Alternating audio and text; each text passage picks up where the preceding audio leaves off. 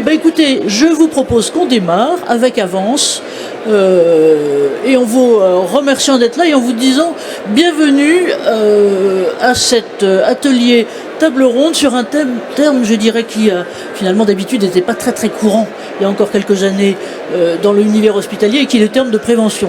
On dit toujours que les soignants sont là pour du curatif, la prévention c'est venu globalement plus tard, et oui, mais c'est aussi, la prévention c'est aussi pour eux. Voilà, bonjour à vous, et bonjour au nom du Cercle Entreprise et Santé que je représente. Moi je m'appelle Anne-Marie Devèvre, et bonjour aussi de la part de Éric de Jean-Servière, qui est là et qui représente Préventica et qui est avec nous, a été le co-organisateur de cet atelier pour la FHF, et donc on est très content d'être avec vous aujourd'hui. Et voilà, donc vous voyez le titre: santé physique, santé mentale, management, vers une approche globale de la santé des soignants. Là, l'approche globale en matière de santé, c'est, je dirais, notre vocation au Cercle. Nous, on existe depuis 2006, donc ça fait déjà un petit moment, et sur cette, j'allais dire, passion et conviction très profonde que la santé globale est faite, que c'est en approche de santé globale qu'il est nécessaire d'approcher la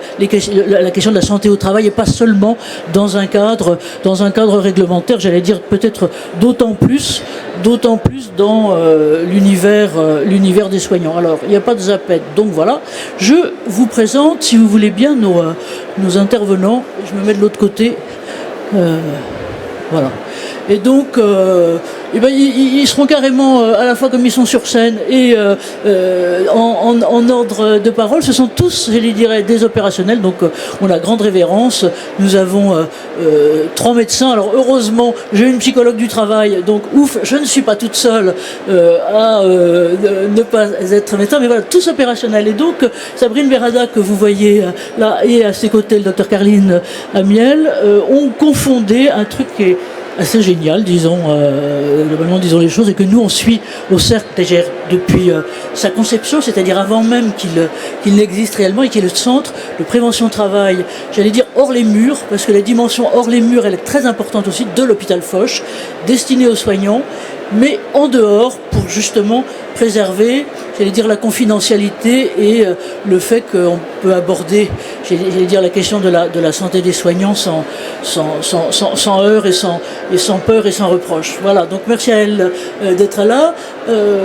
Au centre, docteur Anne-Carole Bensadon, qui est inspectrice générale des affaires sociales depuis un petit moment, et nous on se connaît, j'allais dire, et ce qui est très intéressant là, dans l'interface santé publique, santé travail. Alors au Cercle on dit jamais santé au travail, on dit santé-travail, parce que c'est toutes les interfaces qui nous intéressent. Et je dois dire que là, l'exemple dont vous allez nous parler, qui est issu d'ailleurs d'un exemple britannique sur le financement, mais pas que le financement de la prévention dans les établissements de santé, qui est un rapport tout à fait remarquable que je vous incite à lire, de l'IGAS.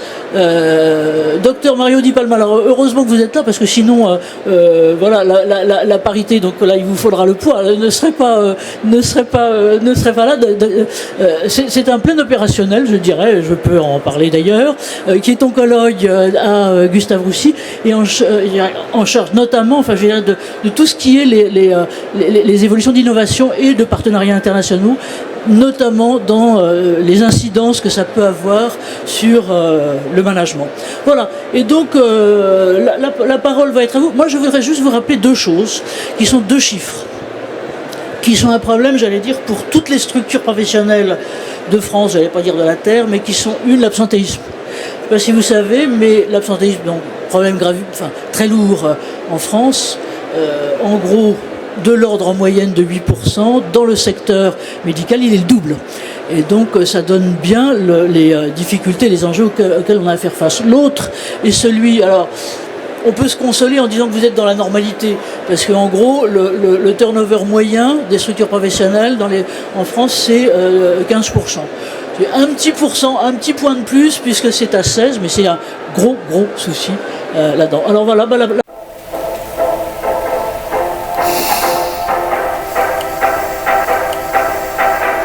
la parole est à vous, si vous voulez bien. Donc Sabrine et Caroline, vous la prenez voilà, comme vous voulez, un duo, une polyphonie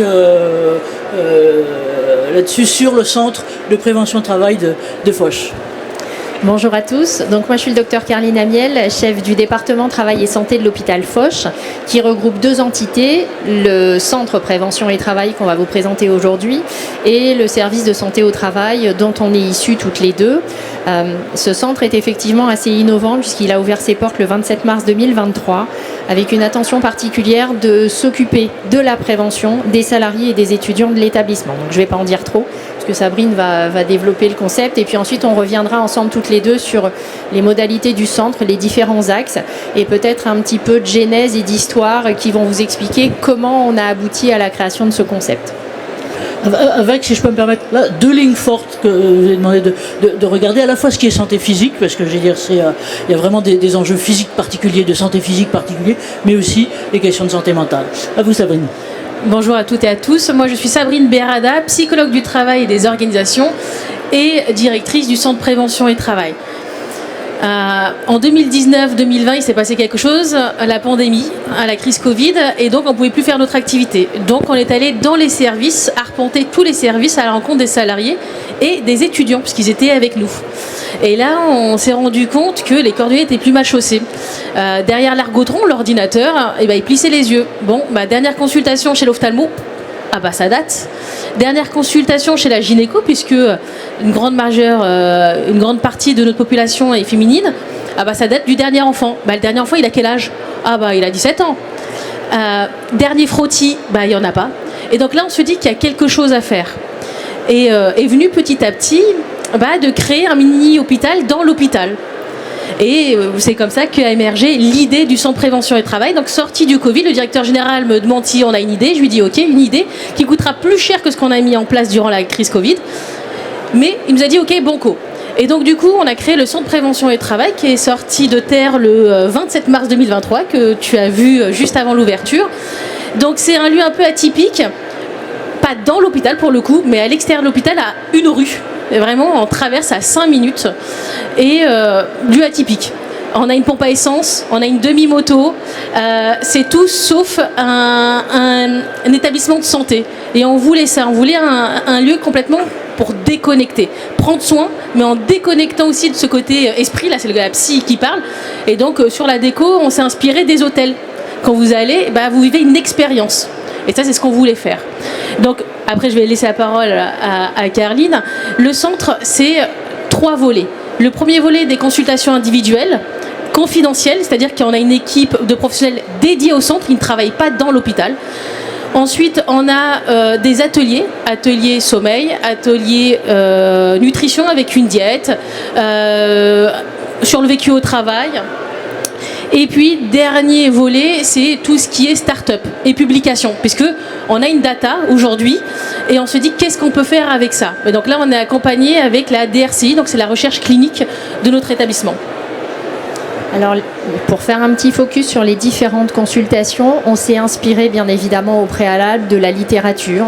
Ensuite, on a mené une grande enquête de terrain où on a interrogé plus des 2 tiers des professionnels de santé pour voir si nos idées allaient correspondre vraiment à leurs besoins de terrain. Et c'est toujours ça la corrélation. On a une idée, mais est-ce qu'elle est vraiment adaptée au terrain ? À l'issue des questionnaires, les résultats nous ont confortés dans le choix de nos professionnels. Et aujourd'hui, par exemple, on vous propose une consultation avec un cardiologue et on vous dit n'attendez pas d'avoir des problématiques, des manifestations cardiaques pour aller consulter et venez faire un bilan. Une consultation avec ce professionnel, un examen clinique, une échographie vont permettre peut-être de dépister des anomalies.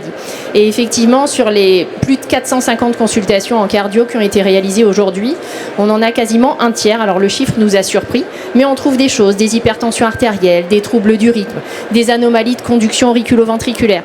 Et tous ces examens qui ont pu être faits, en fait, ensuite permettent aux salariés d'être orientés à l'extérieur. On n'a pas de vocation de suivi dans le centre, on fait du dépistage et ensuite on a un réseau avec lequel on s'organise pour que les professionnels soient suivis à l'extérieur. Ce qui nous permet, dans certaines situations, de rattraper des diagnostics qui auraient pu être plutôt dramatiques. Il y a des interventions chirurgicales qui ont eu lieu grâce à ces diagnostics, notamment en cardiologie. Je vous rappelle qu'aujourd'hui, les maladies cardiovasculaires sont la première cause de mortalité chez la femme et que c'est important avec nos professionnels de santé majoritairement féminines dans nos établissements d'avoir ce focus et c'est pas instinctif de dire je vais voir le cardiologue en prévention. Vous avez d'autres consultations qui sont proposées, par exemple la consultation nutrition, qui est importante aussi, notamment pour les alternances de rythme, pour ces salariés de nuit qui prennent en général 6 à 8 kilos sur leur carrière et qui n'ont peut-être pas forcément les meilleurs conseils adaptés au regard des rythmes et de ce qu'on peut mettre dans notre assiette avant de commencer notre activité de nuit. On a un petit focus sur la santé de la femme. Donc là, de nouveau, on rejoint notre population féminine. On fait du dépistage de papillomavirus, on fait des échographies pelviennes externes, on trouve des kystes, des fibromes qui sont sous-diagnostiqués. Et là encore, on oriente les professionnels de santé chez leur gynéco pour avoir un suivi adapté. Et on a une consultation qui marche très très bien, qui est très innovante, qui est une consultation avec un podologue. Aujourd'hui, on sait que les professionnels de santé souffrent de troubles musculo-squelettiques. C'est le grand mantra, ça fait première cause de maladie professionnelle, accident du travail.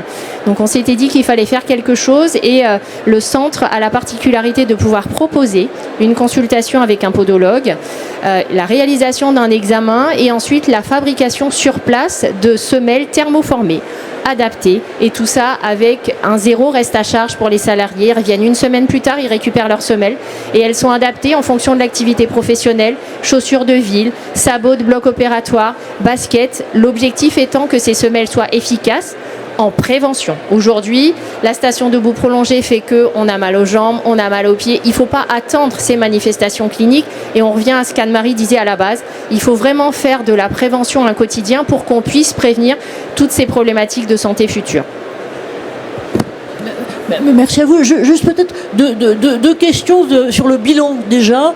Alors c'est toujours des chiffres globalement qu'on demande, mais voilà, par rapport à sur la fréquentation, sur le nombre de consultations, voilà, quel portrait vous pouvez en tirer, j'allais dire, sur les deux dimensions qu'on évoquait tout à l'heure, la santé physique. Donc on a bien vu par exemple les deux grands axes que vous donniez, le cardiovasculaire et puis les TMS via la podologie, et puis aussi en santé mentale, si tant est qu'on puisse faire la chose.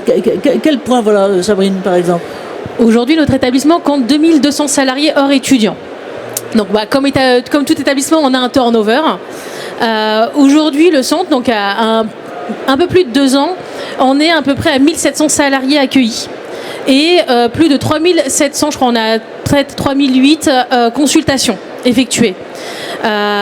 Alors, comme c'est un galop d'essai, le centre, puisqu'il n'existe pas de projet similaire, on l'a dimensionné petit, c'est-à-dire que tous les professionnels ne sont pas à temps plein, hormis l'infirmière coordinatrice et la secrétaire. On a un cardiologue qui vient 2 fois par mois, le podologue 1 fois par mois. Et aujourd'hui, ça tourne une fois par semaine, et ça tourne comme ça pour voir aussi le côté, et là c'est important, le business model. Alors, pour ce qu'on a pu trouver, parce que ça c'est important, d'avoir le retour des salariés, il est positif, mais surtout on trouve des pathologies, notamment sur le dépistage cutané. Alors sur le dépistage cutané, c'est vrai que c'était pas. Donc le dépistage cutané aujourd'hui est un focus important. Pourquoi ? Puisque les rendez-vous, malheureusement en ville, ont des délais qui sont très longs. On a un reste à charge important, notamment sur du secteur 2. On a des professionnels ou des étudiants qui ne se permettent pas d'aller en consultation en disant oui, effectivement, j'ai plein de grains de beauté, il faudrait que j'aille consulter, mais je n'y vais pas. Le premier jour de l'ouverture du centre, on a diagnostiqué donc un cancer cutané, un mélanome, chez une professionnelle de santé qui avait certes des antécédents familiaux, mais pour lesquels elle n'avait mis en place aucun suivi. Cette attention particulière est importante parce qu'on sait aujourd'hui l'importance et l'explosion des cancers cutanés qui sont sous-diagnostiqués. Et c'est aussi en matière d'accessibilité, pouvoir proposer à un professionnel de santé un rendez-vous rapide dans les 15 jours avec un médecin qui va vous examiner, qui va prendre en photo vos grains de beauté, qui va pouvoir les réévaluer parce que toutes les données de santé sont stockées sur un ordinateur, elles sont mesurées, millimétrées en matière de forme, de régularité. Et ensuite, si on a un doute sur la nécessité de retirer ce fameux grain de beauté, de la même manière, on travaille en partenariat donc avec des centres. On leur envoie les photos et tout le dossier qui correspond donc à ce suivi particulier. Et le tout, si je peux me permettre, avec un respect total de la confidentialité, parce que c'est souvent, encore une fois, moi, pour avoir, pour d'autres raisons, fréquenté beaucoup les hôpitaux, j'allais dire globalement de l'autre côté, mais c'est vrai qu'il y a toujours des questions sur la confidentialité de traitement, surtout des données internes de santé. Oui, ça c'était un enjeu majeur puisque c'est compliqué pour un établissement d'avoir un logiciel spécifique. Et ça a été le deal avec le directeur de l'information médicale et le deal de l'ouverture de ce centre. Donc en fait, on a un dossier, le même que celui de l'établissement, mais qui est complètement cloisonné avec des pare-feux aux membres du centre prévention et travail. Et puis l'équipe est complètement dédiée, ce ne sont pas des collègues. Ça c'est important parce que sinon, aujourd'hui, pourquoi les salariés ne vont pas directement dans les services d'un établissement ? En fait, ils n'ont pas envie d'avoir leurs collègues pour la prise en charge. Et puis, comme vous disiez, la problématique, c'est aussi que certains collègues tapent le nom, parce que du coup, vous êtes patient, et on peut voir tout ce qu'il y a dans votre dossier médical. Donc ça, c'était important. La confidentialité et l'anonymisation de la prise en charge. Ouais, ça, c'est vraiment une chose, je crois, c'est l'établissement. À la fois avec son regard et puis son expérience et plus spécifiquement cette étude, j'allais dire, sur comparaison internationale d'un certain côté que vous avez faite sur comment organiser une meilleure prévention à l'hôpital pour les patients, comment justement en symétrie des attentions on va pouvoir passer de la prévention pour les patients à une prévention pour les soignants. Anne-Carole, c'est à vous. Merci beaucoup. Alors Anne-Marie, vous avez rappelé au début qu'on avait fait un premier rapport en 2014, enfin il y en avait d'autres avant, mais en tous les cas qui était bien articulation santé publique, santé travail, on ne mettait pas le tiret mais on ne mettait pas santé du travail non plus, et où on voyait vraiment l'importance déjà à l'époque de la prévention. On l'avait centré sur les maladies cardiovasculaires, et à l'époque quand on l'avait présenté au début pour dire voilà c'est là-dessus qu'on va travailler, tout le monde avait dit maladie cardiovasculaire, c'est pas tellement des risques professionnels, pourquoi vous allez sur le champ? Et très vite, l'idée c'était de dire finalement c'est compliqué de couper les gens en plusieurs morceaux. En fait, il faut avoir une approche globale, alors avec tous les côtés dont vous venez de parler autour de la confidentialité, tout ça, mais déjà l'idée c'était de dire la question de risque, la question de prévention, elle est essentielle, il faut la prendre dans la globalité. Et puis plus récemment, alors comment est-ce qu'on est arrivé à la prévention, à traiter à nouveau la prévention par un chemin un peu, qui pourrait paraître un peu étonnant. Donc en fait, on venait de travailler sur la réforme du financement des établissements de santé, médecine, chirurgie, obstétrique. Donc la réforme, c'est celle qui disait ça suffit de faire de toute tarification à l'activité.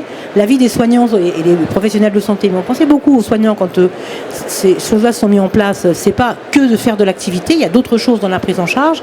Et notamment, on est abouti à un modèle en 3 compartiments.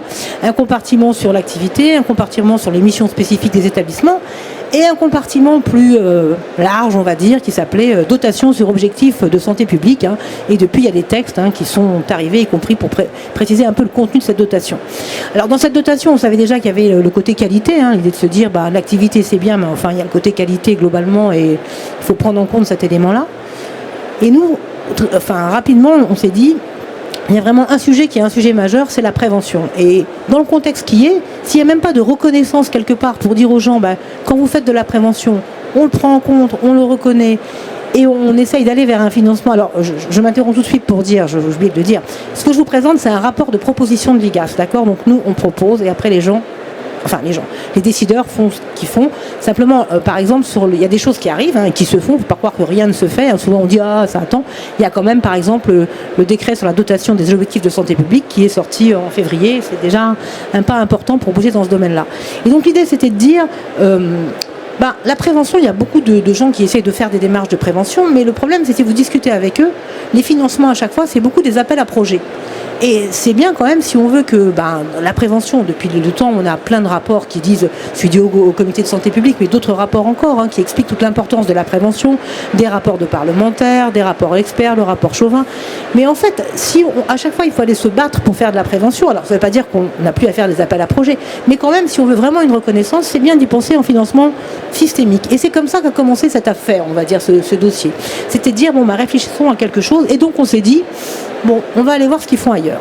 Et dans ce qu'ils font ailleurs, on a trouvé un modèle qui nous a beaucoup intéressés. Donc, on est même allé le voir sur place. C'est chez les Anglais. Alors, comment dire, avec tact et délicatesse, tout n'est pas exceptionnel chez eux, peut-être. Mais en tous les cas, ce modèle-là, ils l'ont depuis 10 ans.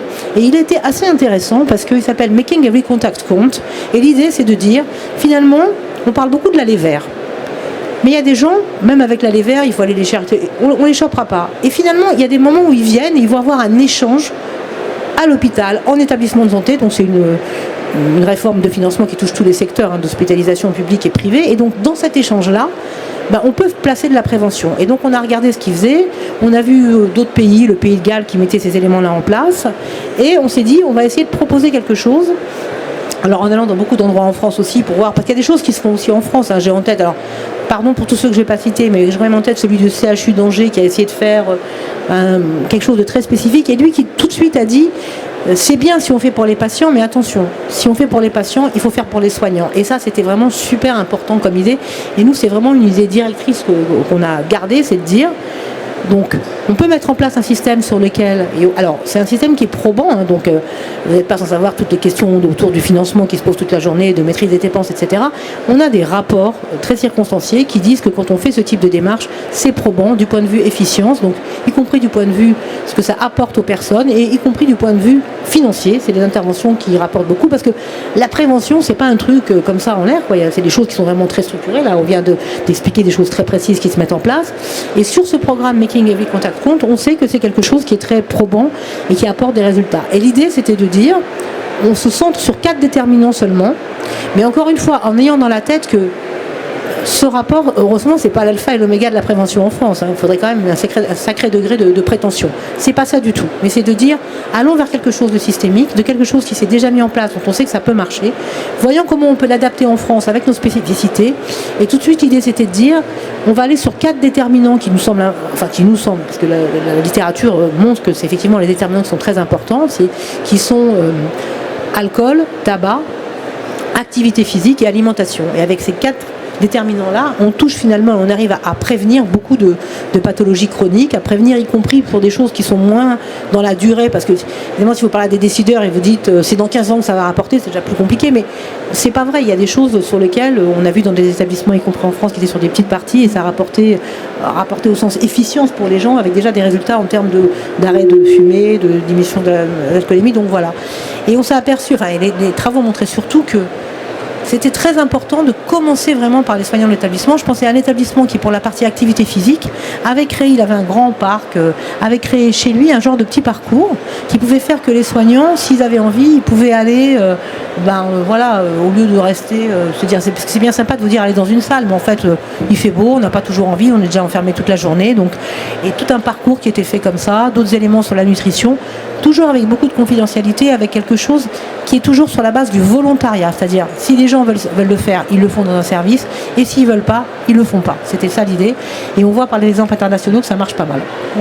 Voilà, et merci, pardon de vous couper, Anne-Carole, on va reprendre en question avec vous tout à l'heure, mais ce qui est vraiment, je dirais, doublement intéressant, c'est l'intégration de la prévention, j'allais dire quotidienne et pas seulement générale.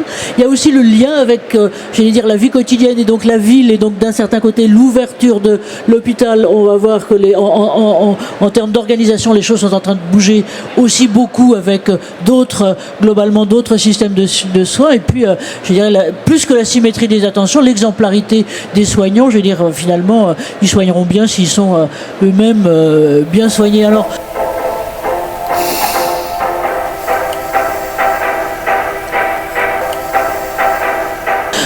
les questions, et notamment les questions, j'allais dire, managériales au quotidien, d'innovation et de lien avec l'ensemble. Mario, c'est vous qui avez, j'allais dire, un peu la difficulté, le difficile défi de cet ensemble, de ce défi de synthèse, finalement, de prendre tous les liens. Comment vous, avec, qui êtes quand même, je dirais à la fois vous perso, mais aussi le vous, Gustave Roussy, qui est un établissement complètement phare, justement, dans toutes ces relations, à la fois internationales, mais aussi quotidiennes, et malheureusement de plus en plus de patients qui sont atteints de cancer. Voilà, votre regard et expérience à vous. Alors, merci.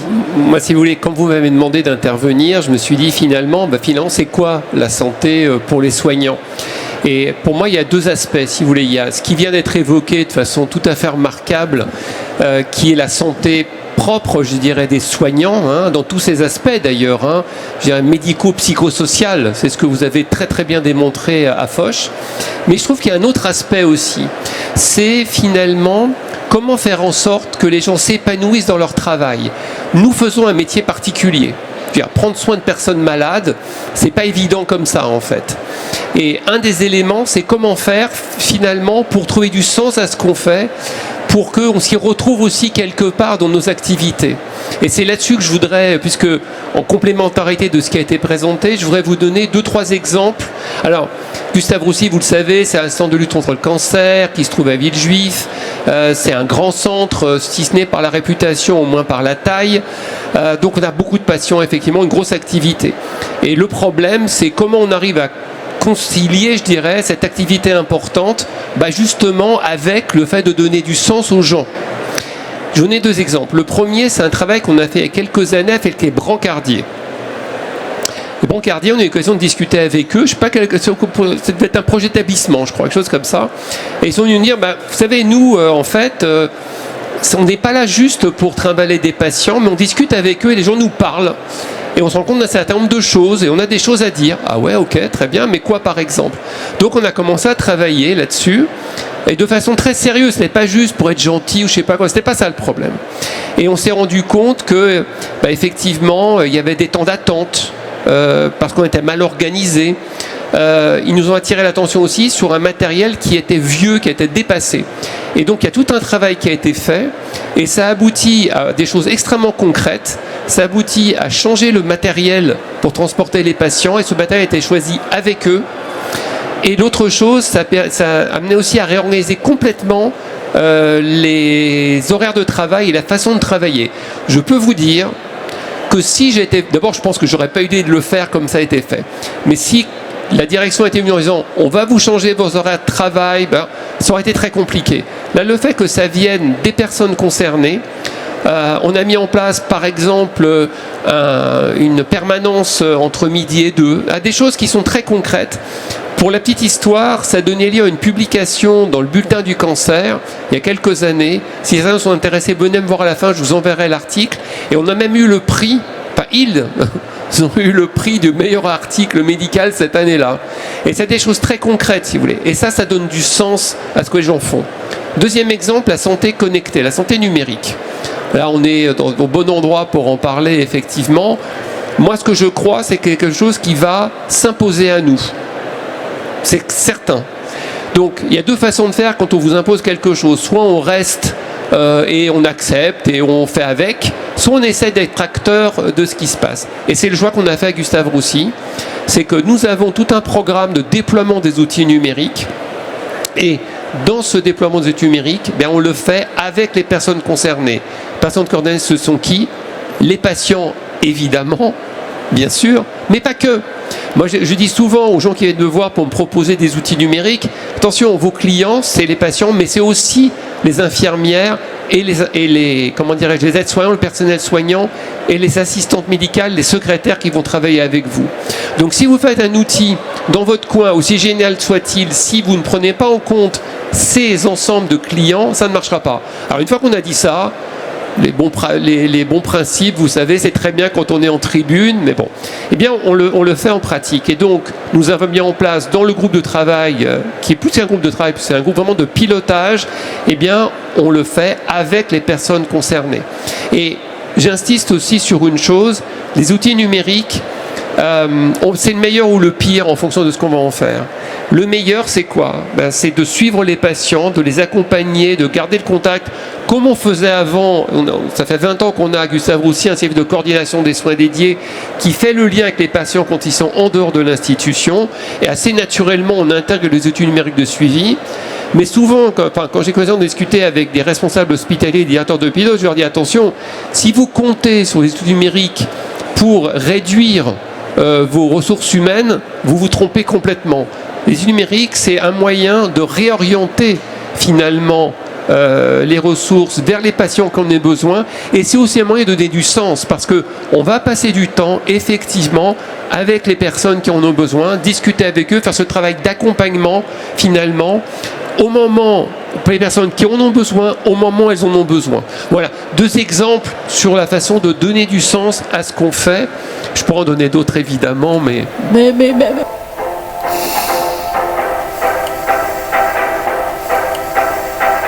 Merci. Mais on va en venir et je vais peut-être un peu vous demander aux uns et aux autres de réagir aux différents points que vous avez entendus. Moi, il y a plein de choses importantes dans ce que vous venez de dire, mais notamment la relation à l'extérieur. C'est-à-dire qu'on voit bien qu'une grande partie du soin désormais ne va plus être... Alors, on est passé des hospitalisations, j'allais dire de longue durée, à des passages qui étaient uniquement une journée, uniquement quelques heures, par exemple, dans le cadre de chimio, mais on va aller aller aussi de plus en plus vers le domicile. Et donc avec, ça c'est une caractéristique, j'allais dire, de notre évolution du travail partout, mais encore plus, je dirais, dans le domaine médical, c'est que le lieu devient partout. C'est vraiment là, je ne sais pas si vous vous souvenez, dans notre jeune temps, on apprenait la métaphore de Pascal, hein, et qui disait c'est un lieu où le centre est partout et la circonférence nulle part, ou le contraire. Et en gros, c'est exactement ça. Donc, comment vous, et on voit bien qu'on est maintenant, là on était proche mais hors les murs, là on dit, on a des parcours de santé par exemple à l'extérieur de l'hôpital qui sont théoriquement pour les patients, mais c'est aussi pour ça. Comment vous voyez, en dehors de vous-même, l'évolution sur, j'allais dire, de tous les jours, sur l'intégration de ces concepts, je veux dire, enfin de ces réalités, hein, de prévention, de prévention dehors les murs et autres, les uns les autres. Qui veut réagir? Sabrine, vous, il faut qu'on vous donne. Alors, est-ce que c'est une question piège? Je ne sais pas, mais je me lance. On a toujours, nous, la casquette santé-travail. Donc forcément, comme on vous le disait en préambule, c'est le constat de terrain. Demain, on va avoir des professionnels de santé qui vont prendre une voiture, qui vont intervenir à domicile on va retrouver les mêmes contraintes. La prévention des troubles musculo-squelettiques, la prévention des risques chimiques, toute l'évaluation avec le risque psychosocial. En fait, ce qu'on pratique déjà aujourd'hui, on va juste le changer de secteur. Et il faudrait avoir une bonne connaissance de ces lieux d'intervention pour ensuite réintroduire la prévention. Moi, ce que j'aurais envie de vous dire, c'est déjà inculquer la prévention au quotidien et faire prendre conscience à tous ces professionnels que pour bien s'occuper de leurs patients, il faut en amont qu'ils s'occupent bien d'eux. Aujourd'hui, être en bonne forme physique, en bonne forme psychologique, savoir bien dormir, savoir quelle est la quantité de sommeil minimale au quotidien pour assumer une journée de travail, savoir qu'est-ce que je dois mettre dans mon petit-déj le matin et pas de me dire je ne le prends que le week-end parce que je suis détendue. C'était encore un de nos sujets hier en consultation. Et donc en fait, faire prendre conscience à ce professionnel qui a choisi ce métier par vocation, dont l'empathie est présente non-stop au quotidien, que pour bien faire son métier, pour continuer à avoir du sens, comme vous le disiez, il faut qu'il se mette au centre du dispositif et qu'il s'occupe d'abord de lui pour continuer de prendre soin des autres. Donc ensuite, quelles que soient les caractéristiques, j'ai envie de vous dire, déjà ça en amont, et après le reste, c'est de l'action. Merci Karine. Là, ce que vous mettez bien en avant, c'est finalement la responsabilité individuelle globalement de chacun. Mais j'aimerais bien aussi que vous entendre, alors Madame la directrice, ou bien voilà, Monsieur le directeur aussi, on est tous directeurs de quelque chose, hein, du côté cette fois-ci de la responsabilité, j'allais dire pas forcément de l'employeur, mais quand même globalement quelque part voilà, de l'organisation du système, du comité de direction, j'allais dire des personnes qui dirigent. Tenez, Sabrine, oui, bah. Alors, je ne suis pas directrice d'établissement, mais de ma petite structure. Alors, juste pour revenir un petit peu, le hors les murs, vous l'avez, combien ici ont une montre connectée? Combien ici calculent leur pas? Ou le nombre d'heures de sommeil? Donc aujourd'hui, la santé s'extériorise du milieu hospitalier. Et on l'a tous, ce côté santé aujourd'hui. Et on peut le voir ici avec, je crois qu'il y a un coin start-up sur la santé, notre santé.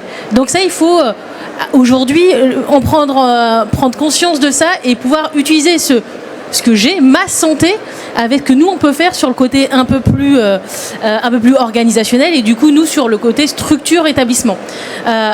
Aujourd'hui, c'est important de miser sur la prévention. Pourquoi? Parce qu'un salarié qui, si je prends le mélanome, où on dépiste un mélanome à temps, c'est quelques semaines d'arrêt maladie. Un mélanome, et là pour le coup c'est plutôt le corps médical, voilà, c'est dévastateur, on peut craindre un décès. On a eu une opération du cœur il n'y a pas très longtemps sur un dépistage d'un sportif, un salarié sportif, et aujourd'hui c'est 3 mois d'arrêt, parce qu'il est en réhabilitation. Mais on aurait pu craindre beaucoup plus. Donc là c'est le côté employeur, c'est se dire je mise sur la santé, et comme on l'a dit, on va miser sur un coût d'investissement, donc le matériel, les employés, mais derrière qu'est-ce que ça peut rapporter? Des salariés en bonne santé, une fidélisation, peut-être de l'attractivité et des arrêts maladie qui sont moindres, et ça c'est très important pour un établissement puisque le turnover coûte très très cher. Merci. Marion, par exemple, pour vous, du côté de vos collègues, alors pardon, parce que vous avez été dans un autre établissement, directeur des affaires médicales, et donc quand même quelque part avec cette responsabilité globalement de l'ensemble des soignants. Comment évolue, j'allais dire, plus que la prise de conscience, mais la prise en compte de ces nouvelles nécessités, et puis après la voix de l'État, si je peux me permettre, Carole, ça sera vous. Non, je pense que oui, il y a à la fois une prise de conscience, ça c'est certain, et derrière une prise en compte. Même sans aller sur les dimensions éthiques, mais de façon très, très concrète, l'intérêt des établissements, c'est d'abord d'attirer les personnes, d'attirer les talents, mais c'est surtout de les garder. C'est clair que ces derniers temps, et je ne vais pas caricaturer quoi que ce soit, mais nos jeunes collègues et collaborateurs ont une capacité à bouger qui est assez remarquable. 30% dans certains établissements, le turnover. Et donc ça, il faut l'intégrer, si vous voulez. Il faut intégrer ça. Et notre intérêt, effectivement, c'est attirer les gens, les attirer de façon, je dirais, positive sur les conditions de travail.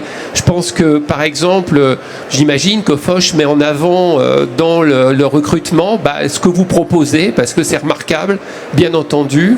Nous, on va mettre en avant la ligne 14, par exemple, parce que quand on a 1 heure de moins de trajet pour venir travailler, quand on passe de 2 heures à 1 heure, ça change la vie dans le bon sens, effectivement. Et notre intérêt, oui, c'est ça, c'est de garder les gens. Et puis, l'autre chose, mais que je ne vais juste qu'effleurer parce que c'est tout un débat à soi seul, c'est la nécessité que nous avons à nous adapter en fait au progrès thérapeutique. Et c'est particulièrement vrai en cancérologie.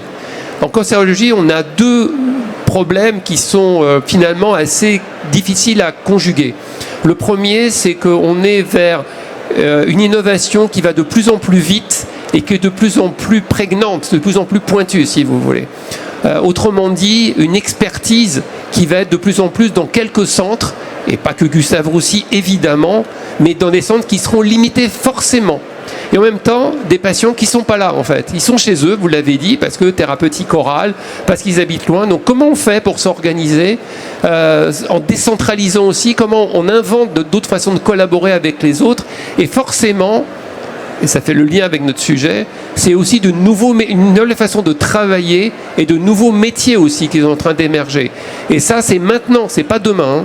Donc oui, il faut qu'on tienne compte de ça, bien entendu. C'est donner la possibilité d'ouvrir la parole. C'est par exemple, depuis quelques années, ça fait pas si longtemps que ça, dans nos entretiens et l'évaluation. Alors, il y a toujours le problème de ne pas être intrusif, hein, vous l'avez dit aussi, la vie privée, etc.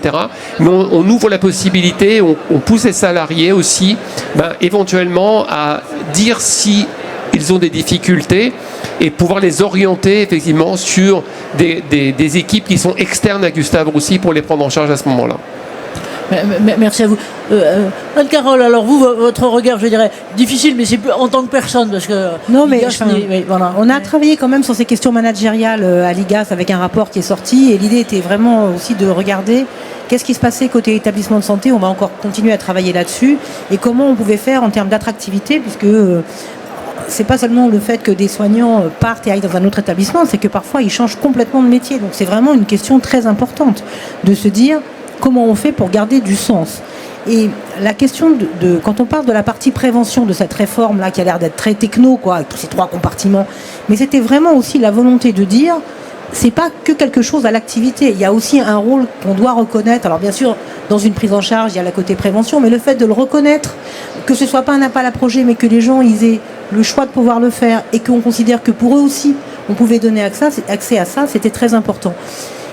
Parce que les déterminants de la santé, en fait, tout le monde le sait ici, en fait, ils ne sont pas dans le champ de la santé. Voilà. Ce qui fait qu'on est en meilleure santé, c'est beaucoup les 4 déterminants dont j'ai parlé tout à l'heure, ce que vous faites également. Donc, en fait, avant d'arriver évidemment, le système de santé, il est important, mais si on ne peut pas travailler sur ces questions de prévention de manière reconnue. La difficulté pour les gens aussi, c'est parce que les soignants, ils ne ont pas attendu pour faire ce genre de choses. Mais la question, c'est comment on reconnaît ça, comment on permet de le reconnaître de telle manière qu'on considère que, d'un point de vue des dépenses de santé, encore une fois, les choses ne sont pas encore passées, mais on puisse reconnaître que oui, il faut pouvoir financer ce genre de choses et pas que financer de l'activité qui se met bout à bout. Et ça, c'est aussi très important pour on avait discuté un peu ça avec des soignants pour qu'il y ait aussi un sens par rapport à ce qu'on fait. Donc c'est un mixte, c'est le fait que oui, on peut aider sur la prise en charge de la santé, et oui, on reconnaît également que ce côté très important du savoir-faire particulier des soignants. Parce que dans la prévention, il y avait aussi les médecins, mais de manière très claire, ce sur quoi on pense que la démarche marche énormément, c'est avec les soignants, c'est ce qu'on a vu dans les expériences étrangères. Merci à vous. Effectivement, ce que vous soulignez, c'est que c'est tout à fait important, c'est qu'effectivement, c'est pas nouveau. C'est-à-dire que les professionnels le font, j'allais dire, quasiment spontanément.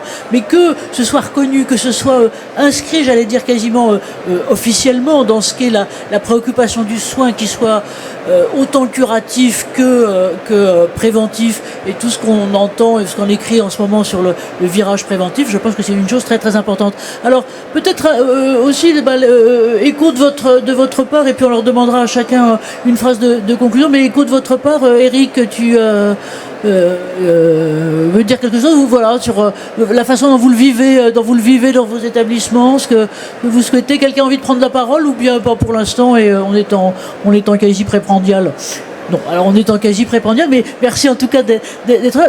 Je crois que là, on vient de centrer sur les choses qui sont tout à fait importantes. C'est la technologie et la réalité poussent complètement, et l'exercice qu'on aura, je dirais, non seulement demain, mais quasiment cet après-midi, il va être déjà complètement différent de ce qu'on connaissait hier. L'aspect prise en compte officielle. Et quelque part, je veux dire, c'est pour nous tous tout à fait important que l'IGAS se saisisse de ce genre de choses. Et ce qu'on aimerait effectivement derrière, mais on dit toujours ça des politiques. Alors pardon, parce que je ne vais pas vous prendre pour une politique, mais c'est bien les discours. Quand est-ce que vous allez le mettre en place, et quand est-ce qu'il y aura? C'est pas vous, je sais bien. Mais on est aussi là pour porter cette question-là. Et puis l'opérationnel quotidien. Alors je vois le temps qui tourne, et avant qu'il soit longtemps, on va me faire signe que voilà. J'aimerais que peut-être chacun d'entre vous, sur cette question qui était, rappelez-vous, c'est prévention, c'est santé globale. Je veux dire, nous, qui est notre vieille obsession, c'est que ce que vous disiez, on ne peut pas, on n'a pas envie personnellement, et on ne peut pas autrement, on ne peut plus saucissonner les gens avec, ah ben non, là t'iras te voir ton médecin en ville, ah ben non, alors là t'iras voir ton hospitalier, ah ben non, alors ça c'est le médecin du travail, mais alors t'en parles pas autrement, hein. Ça c'est complètement terminé, et voilà. Alors qui veut bien démarrer? Ben voilà, merci Sabrine, merci.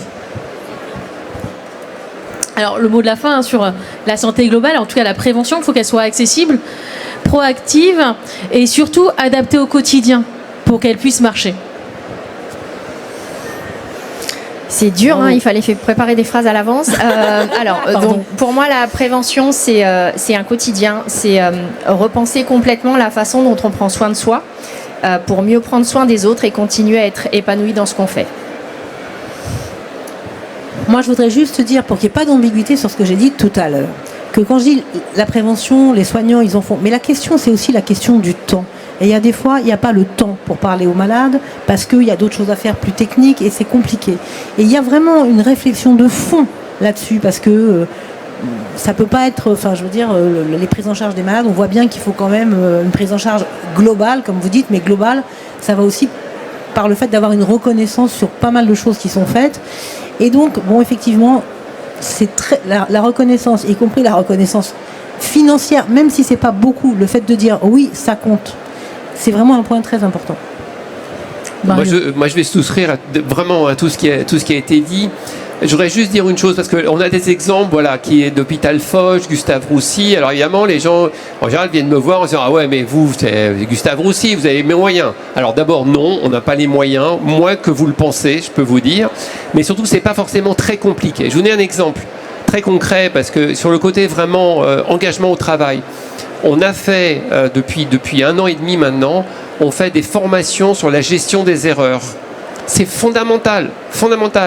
Parce qu'il y a la double victime. Il y a bien sûr le patient en priorité. Je ne vais pas comparer ce qui n'est pas comparable. Mais la personne qui a fait l'erreur et son entourage, c'est une catastrophe s'il n'y a pas d'accompagnement derrière. Et donc on a fait ce travail, on l'a fait avec quelqu'un qui est un expert, qui intervient dans l'aéronautique, etc., qui nous a expliqué par exemple que quoi qu'on fasse, il y aurait toujours des erreurs, qu'il fallait donc les suivre. Et ça aboutit à des choses très concrètes. Par exemple, quand quand une infirmière est en train de faire les transmissions, la porte est fermée et il y a un panneau disant, ça a l'air idiot, mais elles se sont données, nous avons donné le droit aux gens de fermer la porte au moment de transmission. Quand elles préparent les chariots de médicaments, elles ont un badge. Alors qui dit pas foutez-moi. Moi je voulais qu'on mette un badge foutez-moi la presse, je prépare les médicaments. On a juste dit je prépare les médicaments. Mais ça permet effectivement, quand la personne a ce badge, on ne va pas lui parler sauf s'il y a le feu. Voilà. Donc des choses très concrètes, pas forcément très compliquées, et c'est vraiment à la portée de tous. Et qui sont, merci Mario, et qui sont très très importantes, parce que nous, ce qui nous a frappé au Cercle d'entreprise et santé, on s'occupe déjà depuis 3-4 ans de la question de la santé des soignants, mais on s'occupe de tous les autres. Et nous, ce qui nous intéresse, c'est justement de regarder les différences ou les emprunts qu'on peut faire à chacun finalement d'autres secteurs. L'analyse, ce que vous dites là, Mario, sur en gros l'analyse, je veux dire, objective et non culpabilisante des erreurs, c'est une chose qui est très importante. Alors, qui est effectivement très importante dans tous les métiers et les activités à haut risque, que ce soit l'énergie nucléaire, que ce soit l'aéronautique, que ce soit d'autres comme ça. Et ce qui est d'abord, c'est que là, c'est vraiment j'allais dire la culture de sécurité qui se développe autour de ça. C'est une culture non culpabilisante, parce que ce que vous dites, on aura toujours ça. Et on a, et toutes les professions peuvent le faire. À un moment, par exemple, on le fait aussi, par exemple, avec les commerciaux, pour regarder pourquoi cette chose ne se pratique pas. Donc c'est vraiment extrêmement important, à la fois, non seulement, encore une fois vaguement, de se donner le droit à l'erreur, mais surtout de l'analyser et d'en tirer, j'allais dire, les conclusions le plus à la base. Vous voyez, dans une enceinte un peu comme celle-ci, un petit moment, il y avait une personne qui est remarquable, d'ailleurs aussi, qui est la fille qui dirige l'innovation au HCL, aux hospices civils globalement aux hospices civils de Lyon.